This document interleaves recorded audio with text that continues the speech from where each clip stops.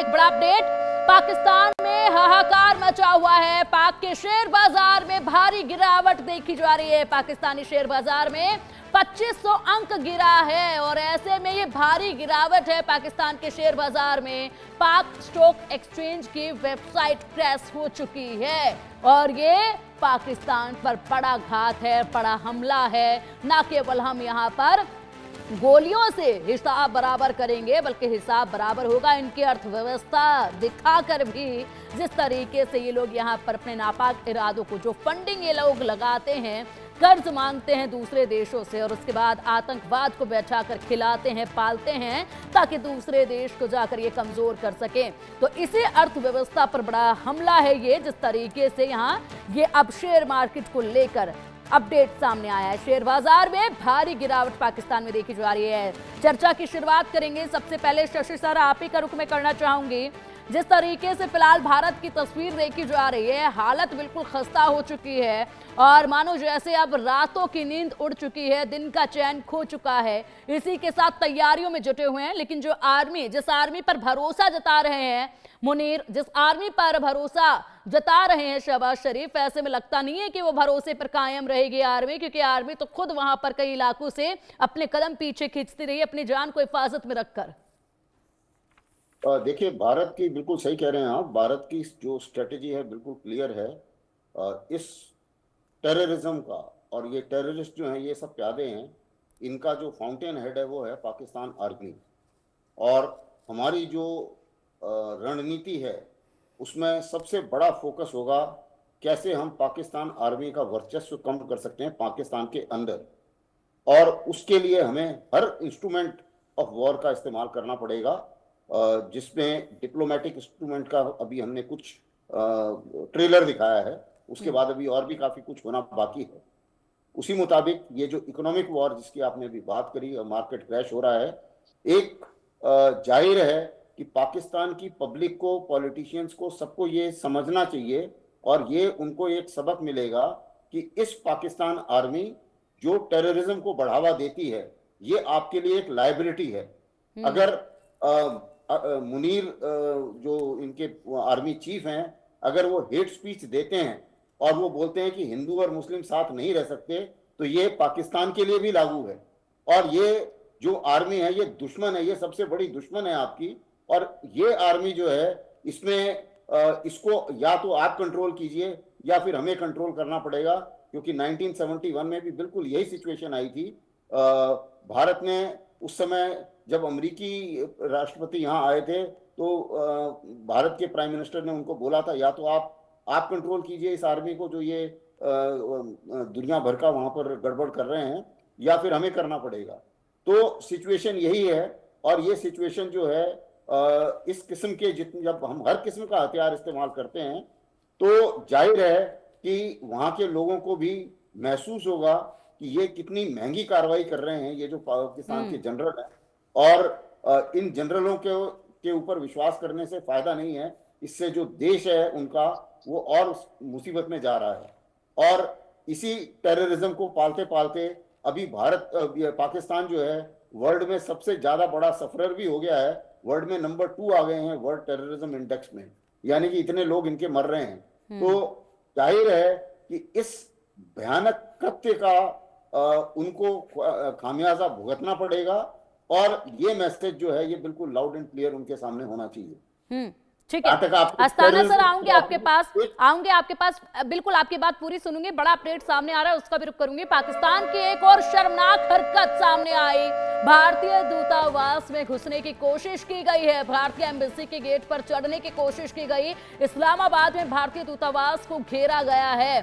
सोचिएगा जरा किस तरीके से ये लोग खुद यहाँ पर अपनी नापाक हरकतों को अंजाम देते हैं और उसके बाद यहाँ पर खुद ही इस तरीके की हरकतें अब कर रहे हैं।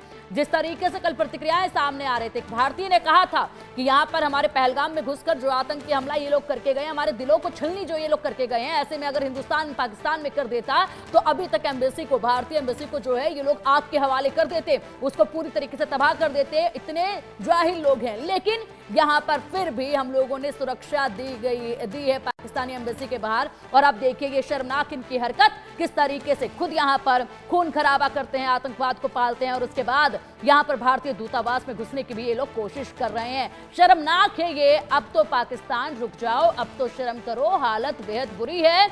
उसके बावजूद अपनी इन हरकतों से बाज नहीं आ रहे हैं।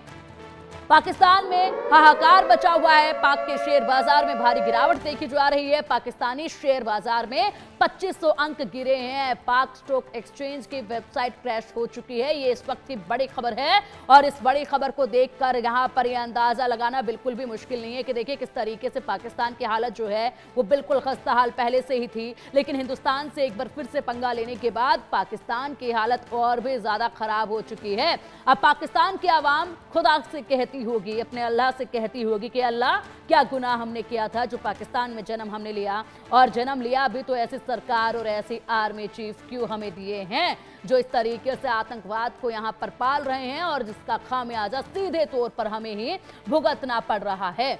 अब चलिए इसी पर ये जिस तरीके से स्टॉक एक्सचेंज की वेबसाइट क्रैश हुई है, शेयर बाजार में भारी गिरावट है, इस पर हम लोग जो हैं यहाँ पर अधिक अपडेट ले लेते हैं। शरद कोहली जी हमारे साथ जुड़ चुके हैं, मार्केट एक्सपर्ट हैं। शरद जी, पाकिस्तान की हालत तो पहले से ही खस्ता हाल थी, लेकिन फिलहाल बड़ा असर जो है पाकिस्तान के बाजार में देखा जा रहा है, हाहाकार मच चुका है, बाहरी गिरावट देखी जा रही है। जरा एक्सप्लेन कीजिएगा पाकिस्तान की मार्केट की हालत।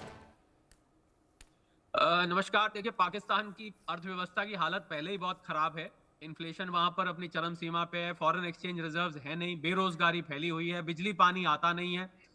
कुल मिला के पहले ही खराब थी, तो जले पे नमक छिड़कना होता है कि अब वहां की शेयर मार्केट भी 2500 पॉइंट KSE इंडेक्स जो है वहां की गिर चुकी है। लाखों करोड़ रुपए की मार्केट कैपिटलाइजेशन पाकिस्तानी निवेशकों का स्वाह हो चुका है। भारतीय शेयर बाजार भी आज रिएक्ट कर रहा है। करीब करीब निफ्टी में 300 पॉइंट की गिरावट दिखाई दे रही है।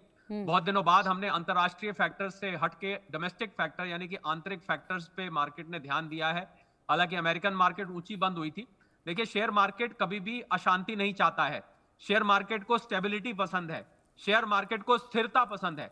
जैसे ही स्थिरता डिस्टर्ब होती है, शेयर मार्केट नीचे जाता है, भले ही बाकी के आंकड़े कितने भी अच्छे हों। तो जहां तक पाकिस्तान की बात है, मुझे लग रहा है उसने अपने लिए गड्ढा खोद लिया है और इस गड्ढे में वो गिरेगा। ना केवल उसके निवेशक गिरेंगे, उसकी अर्थव्यवस्था गिरेगी, पर उसकी आवाम जो है, जो आम आदमी है पाकिस्तान का, उसकी भी हालत और ज्यादा खराब होने वाली है। $500 मिलियन का इंपोर्ट भारत से करता था, जिसमें सब्जी, चीनी, केमिकल्स, दुनिया भर का सामान आता था। वो पूरी तरह से उसने खुद ही रोक दिया है। भारत को कोई फर्क नहीं पड़ेगा इससे, पर पाकिस्तान में सामान की शॉर्टेज हो जाने वाली है। पाकिस्तान, एक तो कुल्हाड़ी पे पैर मारना होता है, एक पैर पर कुल्हाड़ी मारना और कुल्हाड़ी पे पैर मार देना के बराबर पाकिस्तान हरकत कर रहा है। पाकिस्तान जो रिएक्शन अपने दिखा रहा है, उसकी अर्थव्यवस्था के लिए बहुत ही घातक होने वाला है और उसको कुल मिला के इससे नुकसान ही नुकसान है। और मैं एक बात और जरूरी बोल दूं, मेरे साथ माननीय आर्म्ड फोर्सेस के सीनियर ऑफिसर्स हैं, वो उनको मैं ये बात बता दूं कि पाकिस्तान के पास आर्थिक तौर पर इतनी शक्ति नहीं है कि भारत से किसी भी प्रकार का युद्ध लड़ सके। उसकी जेब इतनी गहरी नहीं है। युद्ध पैसे से लड़ा जाता है, हथियार पैसे से आते हैं, बहुत खर्च होता है युद्ध लड़ने में।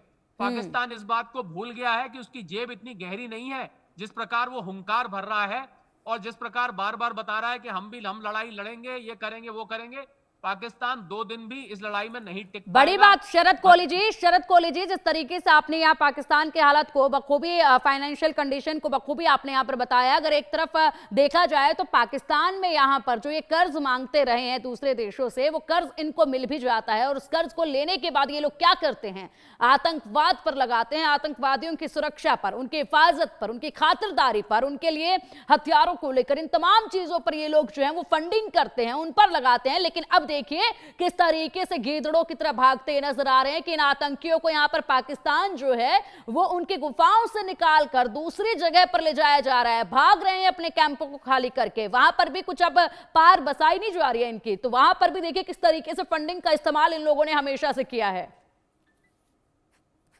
बिल्कुल, देखिए, पाकिस्तान ने कटोरा लेके भीख मांगने की आदत डाल ली है। IMF के आगे उसको 12-13 बार बेल आउट्स मिल चुके हैं। उस पैसे का इस्तेमाल, 30% बजट पाकिस्तान का डिफेंस पे जाता है, उसमें भी भ्रष्टाचार से पूरी तरह लिप्त है। पाकिस्तान के जो हुक्मरान हैं उनकी लंदन न्यूयॉर्क में कोठियां हैं, उनके उनके बंगले हैं, उनकी प्रॉपर्टी है, उनके बच्चे विदेश में पढ़ते हैं और पाकिस्तान के आवाम को 2 वक्त की रोटी नसीब नहीं है। ये हाल है। तो इसीलिए मैं आपको कह रहा हूं कि पाकिस्तान के पास ना तो फॉरेन एक्सचेंज रिजर्व है, ना उसकी अर्थव्यवस्था इस बात को अलाउ करती है कि वो युद्ध लड़ सके। केवल गीदड़ भपकी दे रहा है, केवल उछल रहा है। 2 दिन भी वो युद्ध नहीं लड़ पाएगा, उसकी सेना को तनख्वाह मिलनी बंद हो जाएगी। और पहले ही भारत ने जो पानी रोका है, जरूरी बात कह रहा हूं, भारत ने जो इंडस वैली ट्रीटी कैंसिल करी है, इससे पूरे के पूरे पंजाब और सिंध क्षेत्र में फसल उनकी सत्यानाश हो जाएगी, वहां के किसान भूखों मरने लगेंगे। पाकिस्तान इन सब हकीकतों को दरकिनार करके और झूठी हुंकार भर रहा है और मैं समझता हूं कि अपनी डिजास्टर की रेसिपी खुद ही बना रहा है, अपने सर्वनाश का नुस्खा पाकिस्तान खुद बना रहा है। मुझे हैरानी हो रही है पाकिस्तान के प्राइम मिनिस्टर पर, उनके आर्मी चीफ पर, आईएसआई पर, कि इनमें आपस में कोई कोऑर्डिनेशन नहीं है, हर कोई अलग अलग बात कहता है। इस वजह से पाकिस्तान के टुकड़े होने लगभग तय है। पिंकी, बिल्कुल टुकड़े होने तय है। पहले से ही हालत यहाँ पर खराब थी और इसको ये कहना बिल्कुल भी गलत नहीं होगा शरद जी, जिस तरीके से इनकी पूरी तरीके से मार्केट की हालत खस्ता हाल हो चुकी है, इनकी आर्मी की हालत खस्ता हाल पहले से ही है। वहां पर जिस तरीके से अब आतंकियों को भी दुबक कर भागना पड़ रहा है, जिनके बलबूते ये रहते हैं हमेशा से और चीखते दहाड़ते रहे हैं, गीदड़ भभकियां देते रहे हैं, वो भी खत्म हो चुका है। तो ऐसे में अब ये कहना बिल्कुल भी गलत नहीं है कि यहाँ पर विनाश काले विपरीत बुद्धि जो है वो पाकिस्तान की देखी जा रही है और बिल्कुल उसी तरीके से पाकिस्तान ने कदम उठाए हैं, उसी तरीके से पाकिस्तान चलता नजर आया है।